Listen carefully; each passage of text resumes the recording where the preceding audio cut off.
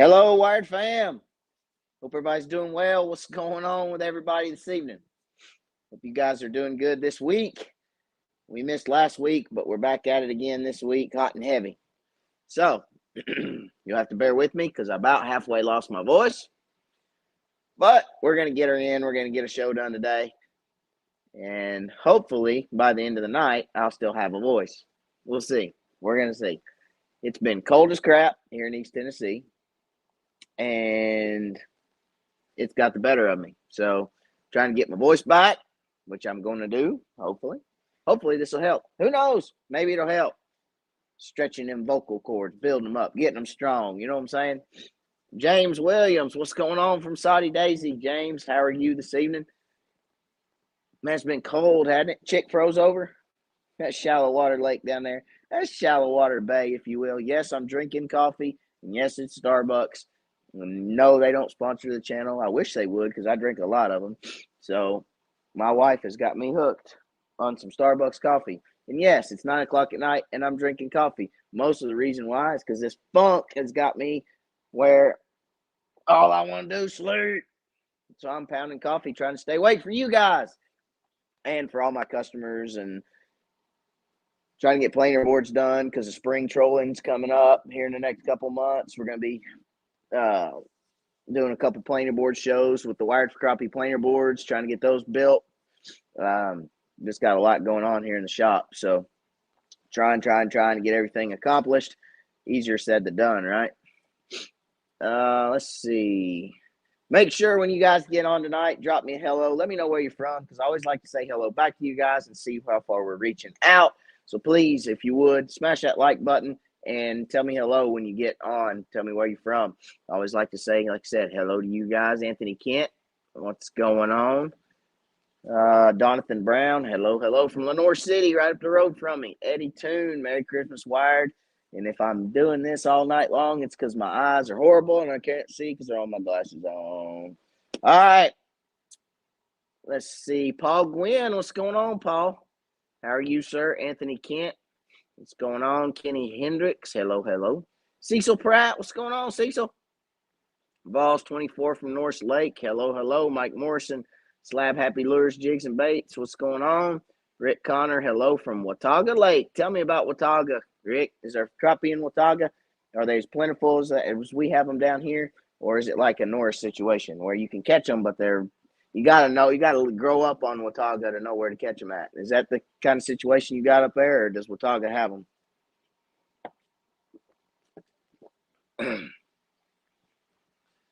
Robert, what's going on? From Wisconsin, what's going on? Rapids, Wisconsin, what's going on? Robert's in the house, guys. Let's see. Dale Holidan, what's going on, buddy? Oh, Slab Happy with the flu. Sorry to hear that, man. Hey, I got a little bit of that stuff going on, too. It's not flu, though. So, tested for COVID, flu, all that good stuff. That's all negative. Mine's just simply the cold weather, allergies, and just nose running cold funk. Being outside all the time has just got me all stopped up. So, feel fine. I don't feel like I'm sick. I just, bleh. All right. You know what I mean? TNT Fishing from Dandridge, what's going on? Robert Gwynn, hi from Toledo, Ohio. What's going on? Virgil, hello, Merry Christmas. Merry Christmas, Virgil. And to everybody out there, Tom A., what's going on? Merry Christmas, because I won't see you guys again until after Christmas. I do have a video coming out. I was actually upstairs working on it right before the live, and I'm going to try to get it finished up tonight for you guys. Got a video from the Fort Loudon tournament. We're going to talk about the Fort Loudon tournament tonight. Had a tournament on Fort Loudon Lake here in Knoxville, Tennessee, and fared fairly well on that tournament. So we're going to talk about that a little bit tonight because that happened since the last live. Last live we talked about that event happening that weekend, but it obviously happened. So we're going to talk a little bit about Loudon, how we finished. Not going to give away too much because the video is going to drop from that tournament probably tomorrow or maybe Friday. Depends on if I can get it edited and get it uploaded by then. So we'll see. Hopefully it'll be tomorrow. Nathan Wood, what's going on from Wabash, Indiana? Hello, Nathan. Jeffrey Smith from Rogersville, Tennessee. Hello, hello. Wait a minute. Where's my discount codes? Hey, there they are, right down there in the bottom of the screen, guys. Discount codes: 10% off fishing specialties with the code WIRED, 10% off stowaway mounts with the code WIRED, and then 15% off bonehead tackle with the code Crappie 2023. Take advantage of those codes, guys, because they're there for you all. They're there to save you guys some money. You go take advantage of those codes and get you some good products. Those are the products that try and true for me. I love them. They're sponsors of the channel, and every time I get a sponsor for the channel, I ask them to give you guys a discount code so that you guys can save some of your hard-earned money. And it's kind of, to me, it's kind of like that thank you to you guys for watching Wired, following along with Wired. So got some really cool stuff coming first of the year. We're going to be giving away, well, not really giving away. So we're going to be doing something a little different. I've got a, what's the word I'm looking for? I've kind of got a mission, if you will, to get more people and more kids involved in the sport of crappie fishing. And there's so many people out there that don't have the opportunities that, you guys may have or I may have. There's a lot of guys that, don't own a boat or can't own a boat, or, they try to fish from the bank. They try to catch crappie. They, are successful. A lot of them are successful fishermen and great fishermen, but, they may not have a boat and be able to get out on a boat. So we're going to do some cool stuff with the channel coming up this year. I think we're going to do some parking lot trolling, see if we can't troll down a few guys or a few kids at the parking lots with parents, obviously. See if we can't get some new people out in the boat, put them on some fish. We're going to do some subscriber giveaways. We're going to do some local subscriber giveaways. We're going to do some subscriber giveaways on a few trips that we're taking this year. We're going to hit the local bait shops pretty hard. We're going to hit Bass Pro Shop. We're going to find those people that are subscribed to Wired, and we're going to give them some stuff. So if you're not subscribed to Wired for Crappie on YouTube, you need to create an account and subscribe to Wired for Crappie, because we may show up in your front door or at your local bait shop, and you may walk in. We're not going to show up at your front door, but we may show up at your local bait shop, and you may walk in one day to pick something up. We may be in there and say, hey, you subscribe to Wired for Crappie? And if you are, you may win some cool stuff. If you're not, you may not. You may get bypassed. So we got some really cool stuff coming up this year. We're going to step it up a notch and try to reach more people, get out there, really grow the channel, and then give back. That's I guess the word I was looking for earlier is I really want to give back this coming year and introduce some people to fishing, to crappie fishing, and introduce some children and introduce some new people to crappie fishing. That's a passion of mine. For those that have been with me that on guide trips or been with me anytime or been around me long enough to know, I have a passion to grow the sport. I have a passion to teach. I have a passion to help anglers become more successful. And I just have a passion to see people on the water fishing, happy, catching fish. It's a passion of mine. So we're going to step that up a little bit this coming year, see if we can't get some more people involved. And I think it'd be some cool videos for you guys just to kind of see everything transpire and all the giveaway stuff and all the, subscriber stuff that we do. So if you're not subscribed again, make sure you subscribe, because we may show up at your local bait shop. We are going to take a few trips this year. I've got a few trips in the books already to hit some different lakes, some different states, and we're going to do some videoing and put some stuff out there for you guys to see on some different waters other than East Tennessee. See if we can't test our fishing knowledge on some other lakes, some dirty water lakes, maybe some shallow water lakes, maybe. Get out there and just really test it and put our knowledge, or put my knowledge. I always say our, or I always say we. My wife's always like, who's we? Do you have a mouse in your pocket? And I'm like, no, I don't, but I just refer to everything as me. So put my knowledge to the test and see if we can't catch fish on other lakes. It's going to be fun. Let's see. Rodman, hello from Dayton, Tennessee. What's going on? Ed Cook, hello, hello. Eric Anderson from Coreyton, hello. Paul from Kingsport, Tennessee. What's going on? Ronnie Everett, what's going on from Maryville? Thanks for everything you did on my boat. You're very welcome. Again, great job. Thank you, Ronnie. I appreciate it. So what Ronnie's referring to, guys, is Wide Marine Electronics. I have an electronics install business, and I installed some stuff in Ronnie's boat, and he was really happy with it. So thank you, Ronnie. I appreciate it, buddy. You're very, very welcome, and thank you for choosing Wide Marine Electronics to do all your boat work. I appreciate it. Johnny, sorry, as much memory.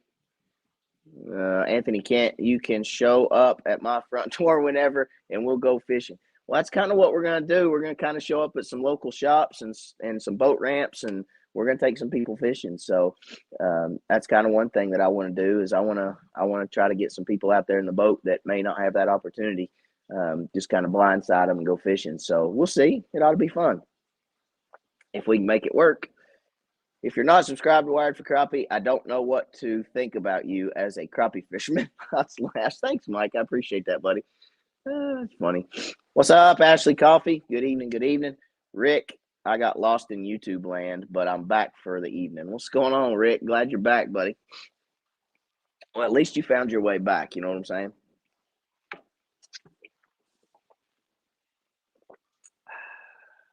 Got 51 watching. Y'all need to hit that like button. Yes, please. Thank you, Eddie. Hit that like button.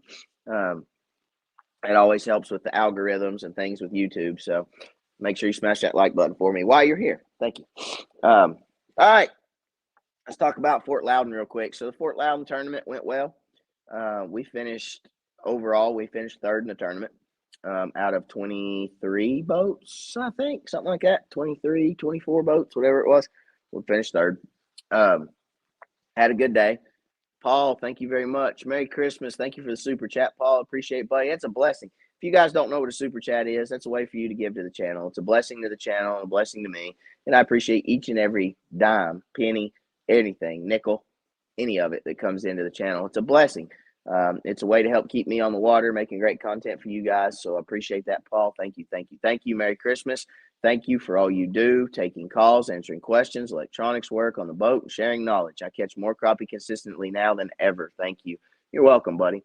Paul and I have spent hours, right, Paul? We've spent hours on the phone, hours in the shop. I mean, we've rigged his boat to the gills, and that man right there is going to be a bad mamma jamma to tangle with.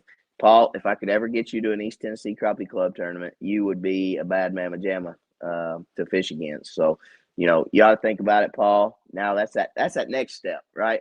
So as we talked about, Paul, you kind of take everything in stride, take those baby steps, right? You don't always have to jump all in all the time, but once you build that confidence like you're building, you start to build that confidence, right? Especially on chick. So maybe when we have our next chick tournament, you show up, hang out, and fish that tournament and see how you do. I mean, stack up against some of the best anglers in East Tennessee for sure. And, you know, I think you'll be surprised. I think you'd fare very well. So, you know, think about that. And that's kind of that next step for you, right, buddy? So thank you for the super chat. I appreciate you as always. The Loudon tournament. So the Loudon tournament went well. We actually finished third. And that was, to me, that was pretty good. That was pretty good because we started the day and it was rough. We had a rough start to our day. We did not get on a whole lot to start with. I knew that we had located some decent fish, or that I had located some decent fish, and I felt like it would be kind of a mid to late day bite with the fish that I'd located. And it was a mid to late day bite. We caught several good fish early, but for the most part, we caught most of our better fish mid to late day. Again, that was to be expected. I kind of expected that. I used a 6.5 foot ACC crappie stick, Fluger Tryon, size 25 reel, 12-pound bonehead tackle braid, tied straight to hook. I did not use a leader. That braid's tied straight to that jig, 1/4 ounce head. Okay, that's 1/4 ounce head and a purple and chartreuse stump bug. That is the actual purple and chartreuse stump bug that I used in the event. And you can tell it is chewed. You probably can't really see it very well, but it's chewed to pieces. And that stump bug will catch more fish. I mean, I could take that to the lake right now and fish for another day with it. it's if you haven't used a bonehead tackle jig, you need to try them because you can catch 50, 60 fish on one jig and it doesn't come off the hook. I mean, where some of these baits are so soft, they come right off, and you one fish, two fish at the most, and you're putting a new jig on. I don't know about you guys, but I can't afford that. I need something that I can catch a lot of fish on because I can't go through jigs, a pack a day. I don't have that kind of money. You know what I'm saying? So bonehead tackle is some good stuff. If you haven't tried it, try it out. See what your thoughts are, and let us know. And save yourself some money when you go buy them right down there. And love them stump bugs. I love them too. That's my favorite. The stump bug is my favorite. Now the mini slim stick and the slim stick are a close second, but the stump bug is definitely my favorite for sure. Love them. All right, so Loudon, we fished deep. We were fishing main channel stuff mostly. We fished a pocket or two, but mostly main channel stuff, fishing deep. And when I say deep, I'm talking like 35, 40 feet, okay? And all of our fish came off the bottom of the lake. Very few of our fish were suspended.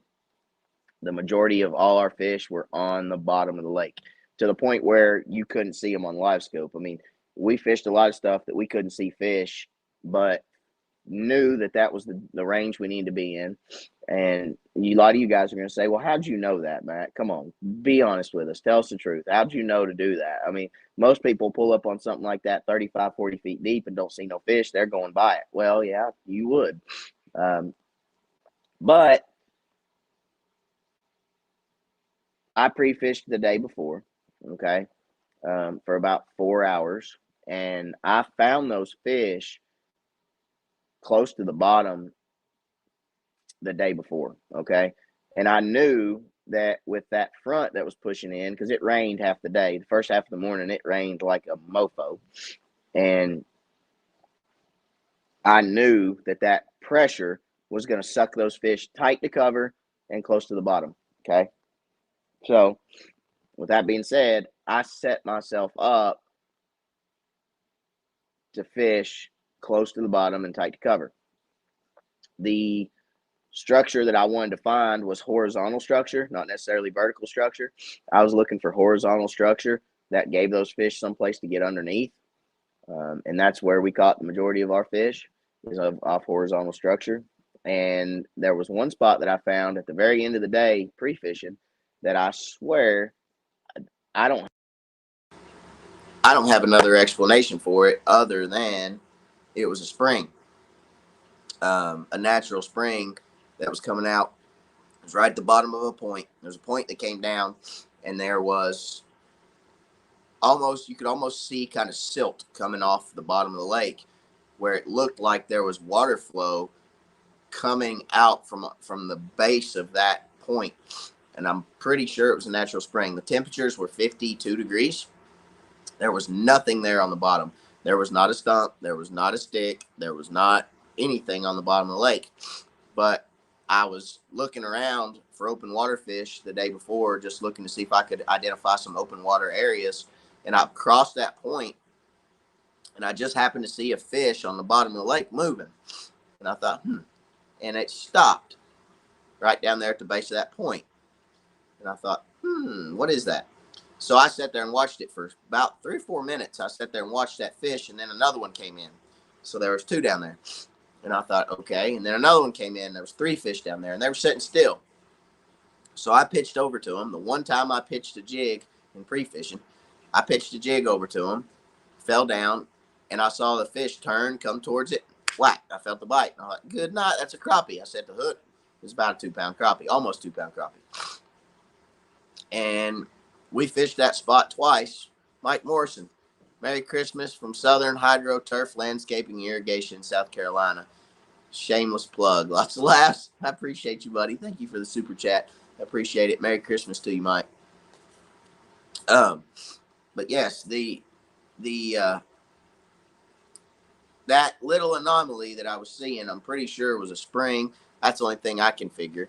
Of course, Josh was with me, and Josh and I sat there and talked about it. We kind of came up with the idea that it may be a spring. And the reason, if it was spring. The reason that I found those fish there is because spring water stays 60 to 62 year round, 60 to 62 degrees. Water temperatures in the lake on the surface that day were 52. So if you've got water coming into the bottom of the lake that's 62 and your surface temp is 52, this was 35 feet deep. 35 foot down, it's a whole heck of a lot colder than 52, which is what the surface temp was. With that being said, if you got 62-degree water coming up out of there, those fish flock to that. Why? To warm up. And I think we weighed 5 or 6 of our tournament fish off that one spot, off that one, what I'll call a spring. And yes, I marked it with a waypoint. No, I won't share it because I don't even know what it is. But I'm telling you, it's a honey hole, and I think it'll be a great spot summer and winter because of that 62 consistent 62-degree water that continues to come out of there. Plus, it's oxygen. It's got a higher oxygen content as well. So, yeah, it was kind of a diamond in the rough, if you would. Or if you will, it's one of those spots that you don't find very often that I definitely will remember on Fort Loudon Lake. So, really impressed, or not impressed, but really happy with where we finished. And, would have liked to obviously won the tournament, but, the way we started out, the way we finished were what I consider good finish. So, off to the next one. The next one is on Tellico, third Saturday in January. So if anybody wants to fish that with us, it's Clear Creek Boat Ramp on Tellico. Third Saturday, 6:30 to 7 is registration at the boat ramp. So if you want to come test your skills on Tellico Lake, come on out. It's going to be a lot of fun. Like I said, we'll have a good time. So again, cold weather. Let's talk a little bit about cold weather and what it does to the fish. Cold weather is going to take those fish and typically put them cold weather. Once that water temperature gets down below 60, okay, once the water temperature gets down below 60, those fish they're going to head out deep.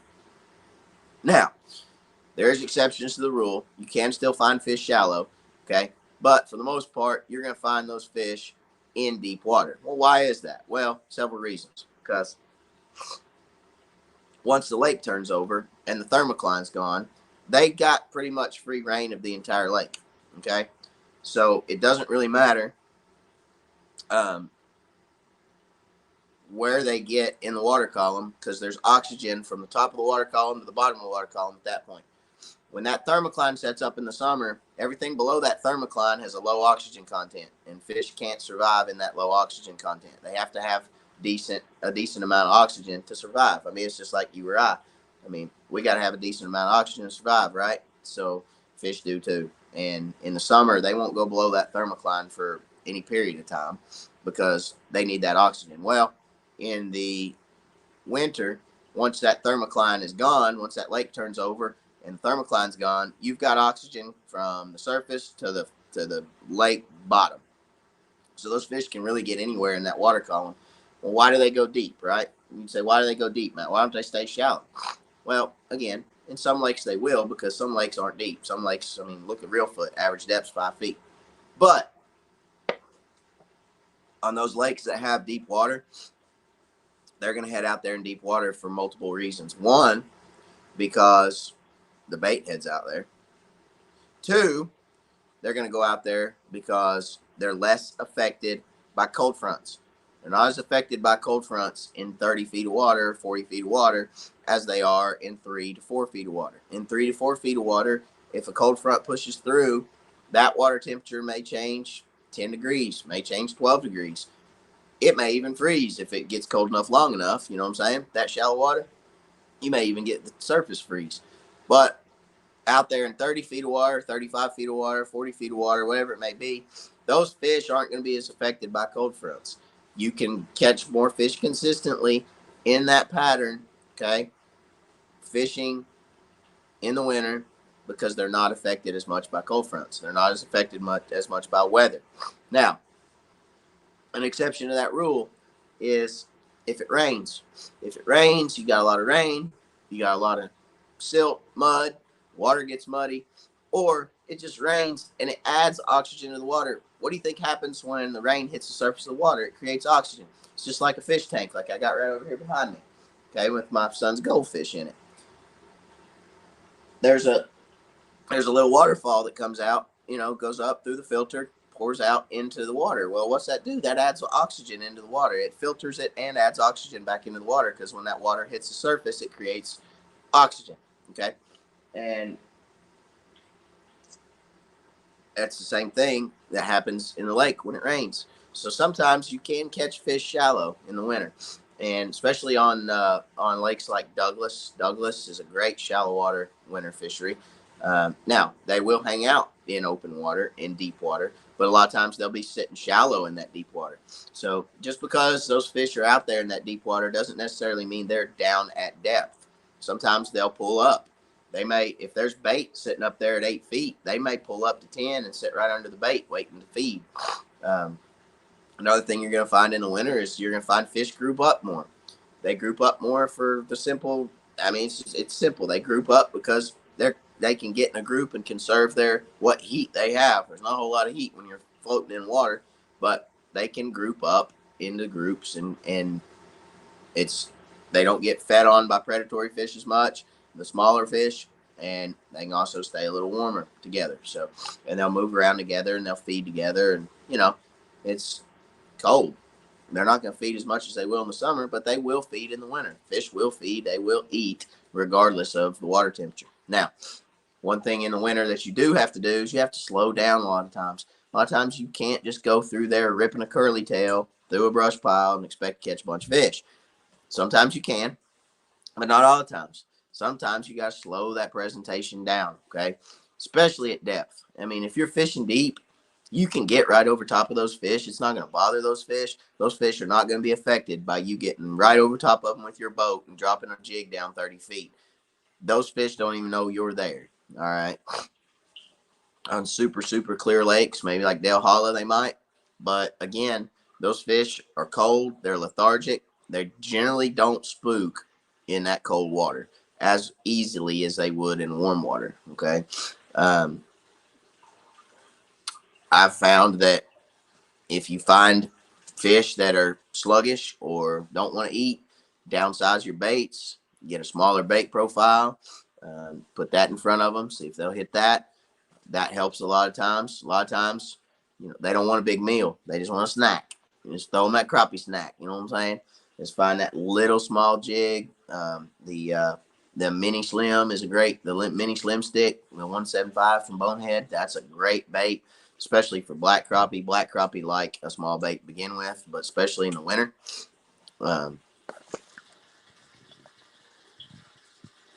Barry Wallace, what's going on? Merry Christmas, buddy. Eric Anderson had a crazy day Monday. 1s and 2s at 4 to 6 feet of water and a handful of 25 feet. Nothing was making sense to me. Lots of laughs.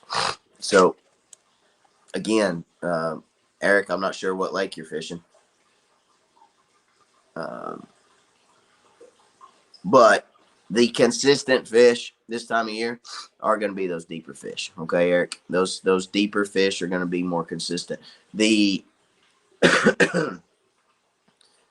the shallow fish that you find, like I said, you can catch those fish. A lot of times they'll pull up there, and a lot of times if you get a really, really sunny day or a couple really, really sunny days, that shallow water warms up and you'll get those fish. Melton Hill. Melton Hill's a completely different animal, buddy. We'll talk about Melton Hill in a minute, but Melton Hill's a completely different animal because Melton Hill, it's basically a river, and they're pulling that lake just about constantly. They pull it, shut it down, pull it, shut it down, pull it, shut it down. That lake is very much a different animal, and it stays cold. That lake stays blistering cold. Year round, that lake stays cold. That lake doesn't really get warm in the summer, to be honest with you. And I've never seen a thermocline on it either. It doesn't get hot enough because you got water coming out of Norris and the Clinch River, and it just absolutely keeps that lake very, very cool. So anyway, where was I? Oh, yeah, shallow water fish. A lot of times you can catch those shallow water fish after 3 or 4 days of very, very bright sunny days. because that shallow water will warm up a little bit. When that shallow water warms up a little bit, those fish will move in there because it's warmer. I mean, fish will go to warmer water. I think that's a lot of the reason we found them. What I think is that spring that we fished at the base of that point, I think that's a lot of the reason that those fish were stacking up there is because it was warmer water. There was 62-degree water coming out where they were setting in 50. Anywhere else, and that warmer water was drawing fish to it. So warm water will draw fish. Exposed structure, docks, black floating docks, that black part around the dock that floats, that actual dock float, it'll soak up a lot of sun. It'll warm the water around it. A lot of times those fish will sit right underneath it. Um, I mean, back touching the float because it's warmer. Think about it like this. I mean, you go outside right now, it's 25 degrees outside, it's dark, 20 degrees or 25 degrees outside, whatever it is. And I bet you if I walked outside right now, like I'm with a hoodie on, I'm going to go look for a jacket. I bet you. I'm going to look for some kind of warmth. And those fish do the same thing. Crappie do the same thing. They go to those warmer areas of the lake. And like I said, a lot of times that shallow water bite is best after 3 or 4 days of really bright sunshine.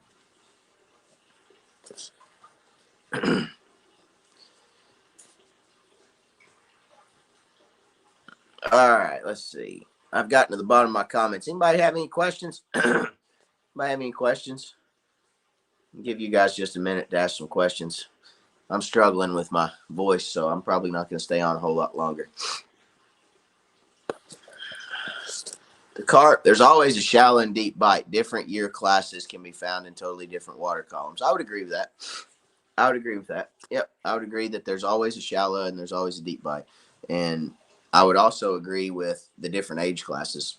So the different age classes, a lot of times those shallow fish will be they'll rather be your big fish or your small fish, and then the deep fish will rather be they'll be the opposite of whatever your shallow fish are that day, and vice versa. Sometimes you'll have small fish out deep, you'll have big fish shallow.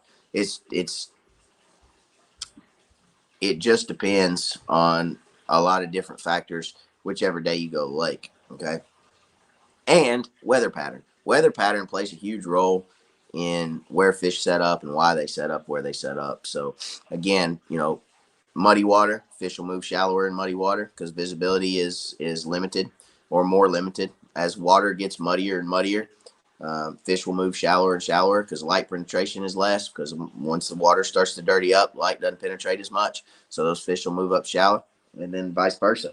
As the lake clears, those fish will move back out deeper. In the winter, you'll have those fish that are sitting out there deep. You'll have 3 or 4 days worth of good warm weather, and they'll warm surface temps up a little bit, and they'll push up shallower. I mean, I would agree that there is always a shallow and a deep bite. But I would also agree I would also say that deeper bite for me is more consistent because those fish just aren't as affected as much in the winter, for sure.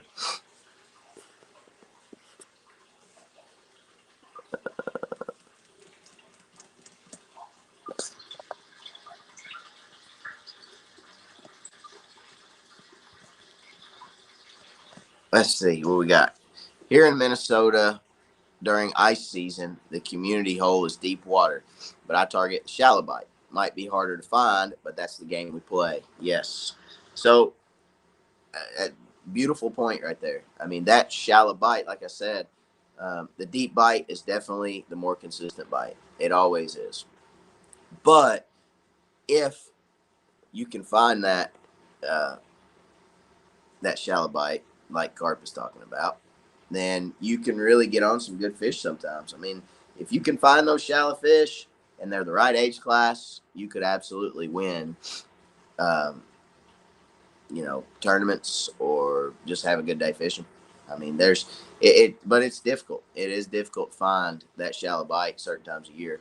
During spring, I mean, everybody fishes a shallow bite, right? I mean, that's the place to go during the spring. But these cold winter months, that bite moves around and it's not consistent, and you got to go find it. I mean, you got to know where to be and you got to go find it. I mean, that's just how it is. Paul, There wasn't any issue switching the 93 for the 126. Just need to connect with you soon. Yeah, well, just holler at me, Paul. I'm here. Holler at me when you get a minute. Getting ready to rig a new to me Stratus bass boat for live scope and crappie. I'm coming from a Tracker 175. Anything anything I should keep in mind while putting it together? Yes.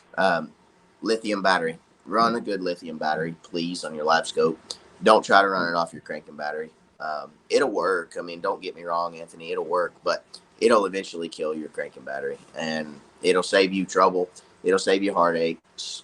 Get you a 30 amp hour amped or a 30 amp hour Monster Marine or a something. Just 30 amp hours, about as low as I'd go. I'd get something between a 30 and a 60. 30 amp hour, you're looking at $250. It's really not. It's not a very large investment for having any headaches.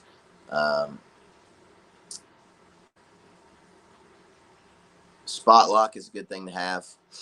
If you have spot lock on your new boat, I would suggest putting your live scope on a pole if you're going to use spot lock a lot.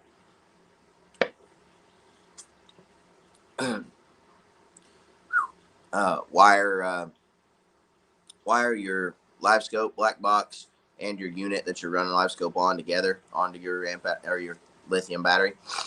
Run those off the same battery source.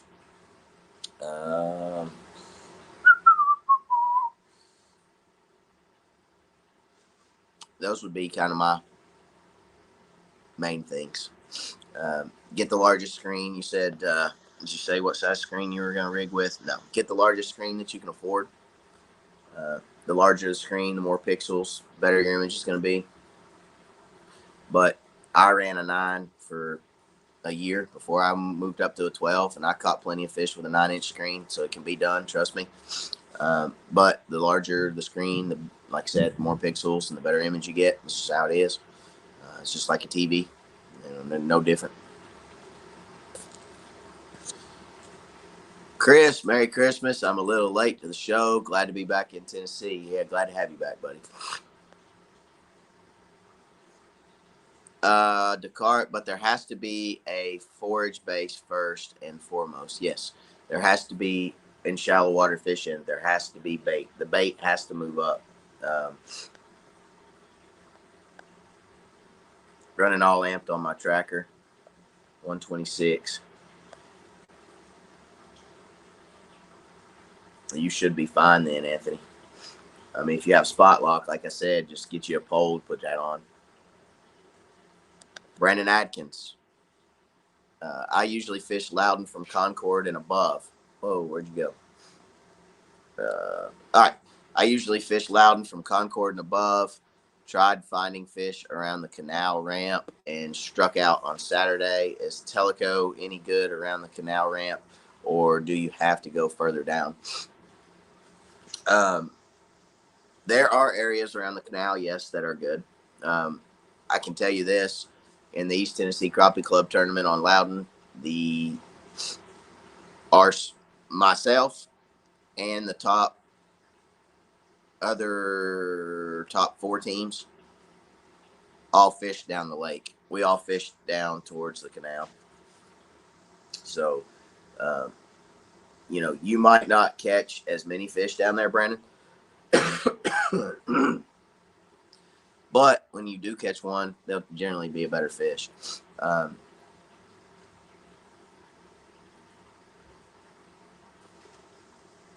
you go? Anthony, you're welcome, buddy. Brandon, like towards the large creeks. Again, like I said, most of the teams that finished in the top 4 or 5 boats in the tournament fished from Concord down.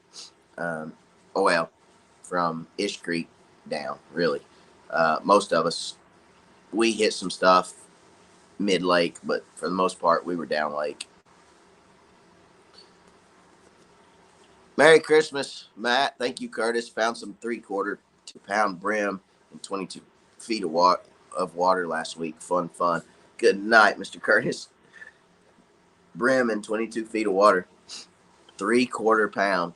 3/4, 2 pound brim. Those are big bluegills. Was it on Blackshear? Did you find them on Blackshear?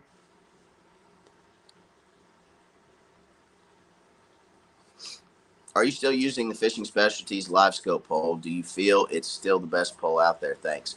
Randy, yes. I'm still using the Fishing Specialties pole. As a matter of fact, I'm running 2 Fishing Specialties poles now because I have 2 live scope systems in my boat. But yes, I do still feel that it is the best pole on the market. There are some other poles that are good that are on the market, but for the most part, the Fishing Specialties pole is where it's at. It's lightweight. It deploys and stows easier than any unit I've seen out there. It's simplistic at its core. Uh, there's really nothing bad that I can say about it. You know, some people like just because something costs more doesn't mean that it's better. Okay. Um, I've had the pleasure of using a lot of different poles, and I'm not going to name all the poles I've used because I don't think that's fair to any other brand. But if I had to buy another pole tomorrow, it would be a Fishing Specialties pole just for what it offers, the simplicity of it, and the usability. In my opinion, is second to none.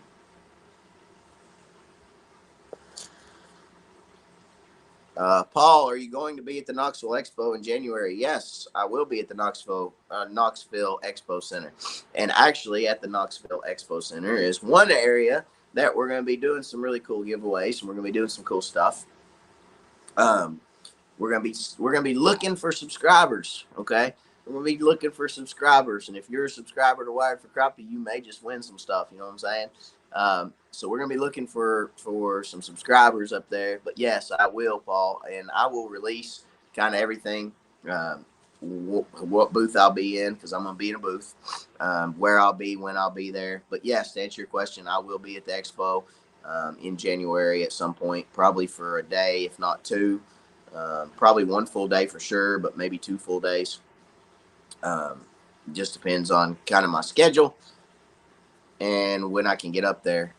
But yes, I'll release some stuff before then as to where I'll be and when. Anthony Kent, other than the power draw, do you not like powered turrets? I don't. Are you talking about poles? I'm not a big fan of the powered stuff because it's not as well. It's not as accurate because I mean, when you hit that pedal, it moves and it moves slower. I mean, I can take that Fishing Specialties pole, and if I want to look behind me, I can look behind me that fast. To where if you're on an electric turret, you got to go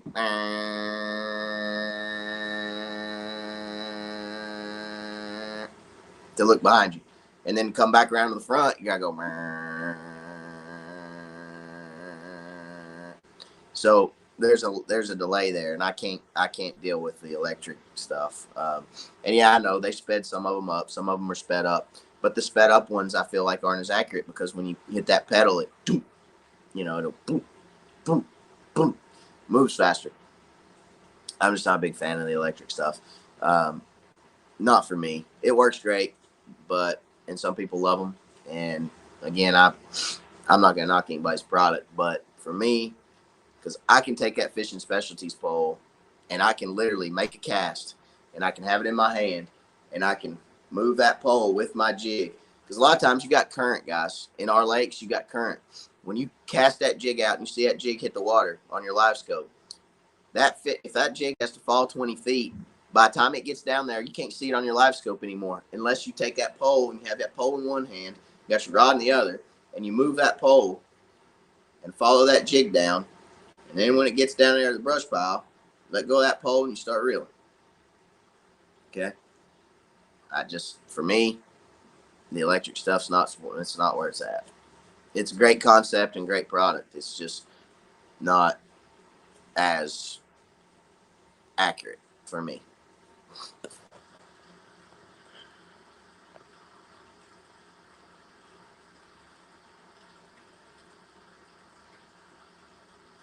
Jeffrey Smith, Matt, you was fishing my favorite crappie spots on the Cherokee Lake tournament.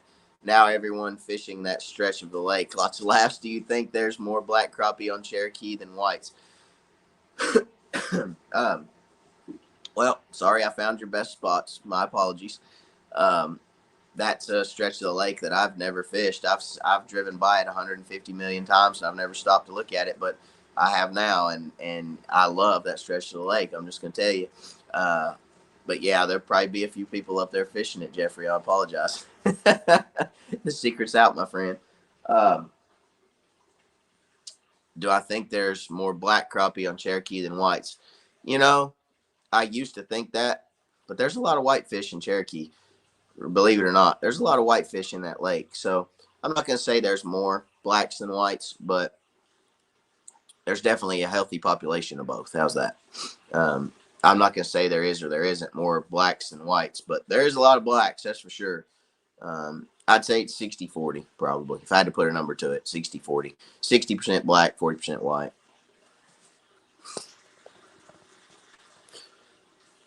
Mike, I encourage you to try light wire hooks. Mr. Hobbs will over deliver if you order. Lifetime customer. Thank you, Mike. I appreciate that. Mr. Curtis is the best. There's no doubt about that.